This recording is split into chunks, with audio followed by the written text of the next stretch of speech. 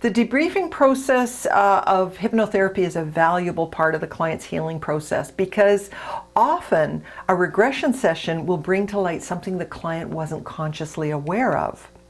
Sometimes they'll go back into an event from the past. Maybe they know about it, so they have conscious recall of that event, but then they discover that there are aspects of that experience that have been missing from memory, and this can be the key to their healing. Sometimes they'll bump into something that's been hidden from their conscious awareness, and this can have to do with the subconscious mind's protective function. So it's been blocking this from awareness. But the client will find it hard to believe that those things really happened. So they may have some doubts about what their subconscious mind has presented to them in the session. They may doubt that any of those things are real or true, and this can cause them to doubt the whole healing process. So when a client asks you, "Did that really happen?" what do you say?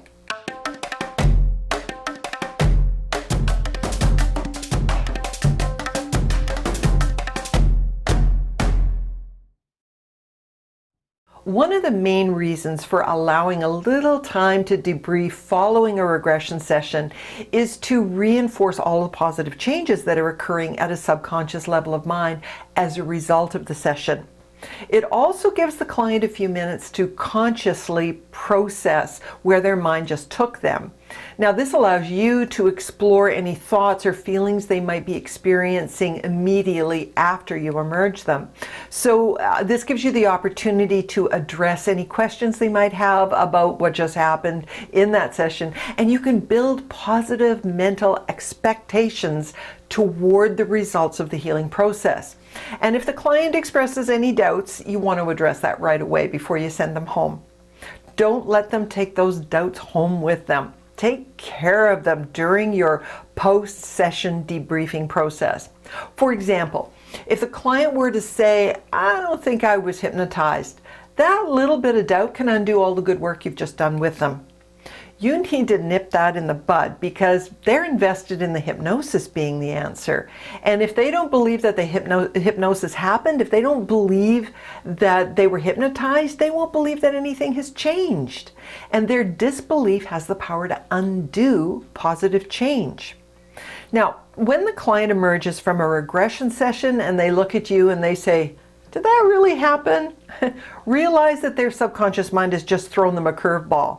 It has shown them something that they were not consciously aware of. And this is bringing in doubt because they're thinking, "Oh, did I make that up?" Even when it's an event that they had conscious recall of, there's something about that event that was previously hidden from consciousness. And when it's brought to light, it's hard to believe. So the client starts to question whether or not it's even true. What the client needs to accept is that their own mind has just shown them where the real problem is coming from. So when a client asks, "Did that really happen?" or "How do I know that event was real?" my answer is always the same. True or false? You were feeling the feeling. The subconscious mind is the feeling mind. And as far as it's concerned, the feeling is what's real. That's the reality. When you change how an event feels, the client is free to make newer, better decisions about themselves, about relationship, about life in general, and this is what changes them. This is how you can transform lives for the better.